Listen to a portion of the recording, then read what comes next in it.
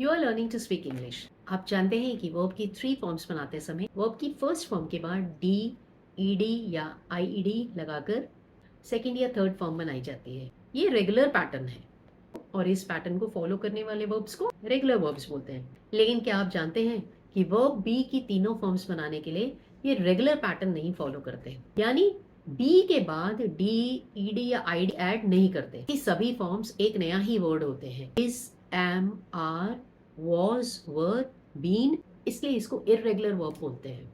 यहाँ एक और बात, बाकी वर्ड्स में तो हर फॉर्म के लिए एक ही वर्ड होता है। जैसे गो की 3 फॉर्म्स होंगी, go, went, gone. Present form के लिए 3 वर्ड्स हैं, is, am, are. Past form के लिए 2 वर्ड्स हैं, was, were. Third form been और आईएनजी वाली फॉर्म बनाने के लिए be plus ING. Present tense में आई के लिए एम, सिंगुलर के लिए इज और प्लूरल के लिए आर यूज करते हैं। पास्ट टेंस में आई या कोई भी सिंगुलर के लिए वॉज और प्लूरल के लिए वर यूज करते हैं।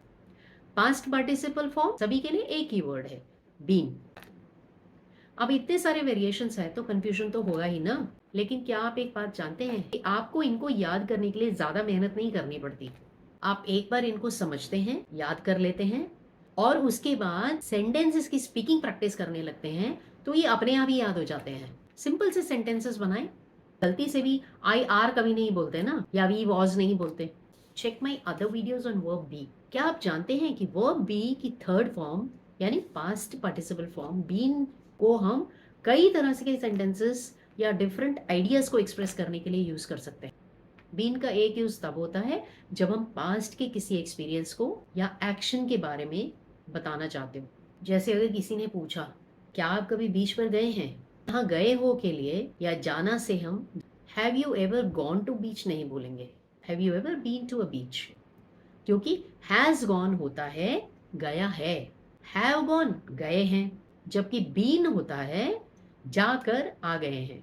पास्ट में कभी गए थे, जाकर आ गए, you have visited that place and you have come back. हम वही तो पूछना चाहते हैं ना, तो जवाब भी होगा yes I have been to a beach, yes I have been once, यानी एक बार गया हूँ। हैव यू एवर मीन्स क्या कभी लाइफ में, पास्ट में, कभी भी। ऐसे सेंटेंसेस में कोई भी टाइम रिलेटेड वर्ब जैसे लास्ट मंथ, लास्ट ईयर नहीं लगाते। इन सेंटेंसेस में हैज बीन सिंगुलर के लिए, हैव बीन प्लूरल के लिए यूज होगा। Been third form of verb है, ये प्रेजेंट परफेक्ट की बात है। समय का जिक्र तो सिंपल पास्ट के सेंटेंसेस में होता है। एक और एग्जांपल लेते हैं। आपके किसी दोस्त ने पूछा अरे कभी रमेश के नए घर पर गए हो, बहुत ही बड़ा है।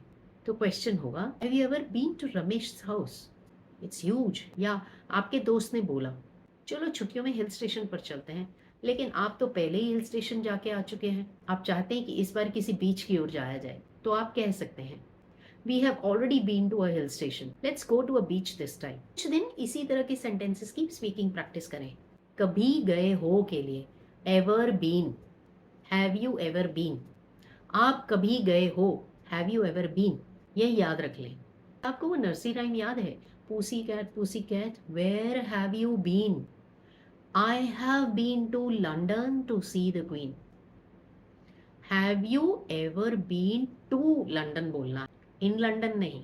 समझ आया ना कि ऐसे सेंटेंसेस में गो की थर्ड फॉर्म गॉन नहीं बोलते, बीन यूज करते हैं। Have you ever been to an aquarium, aquarium मछली घर जहाँ तरह तरह के मछलियाँ और समुद्री जानवर रखे जाते हैं। Yes I have been once, हाँ एक बार गया हूँ। या no I have never been, I have never been to an aquarium. आप पोस्ट करें एक question beginning with have you ever been to.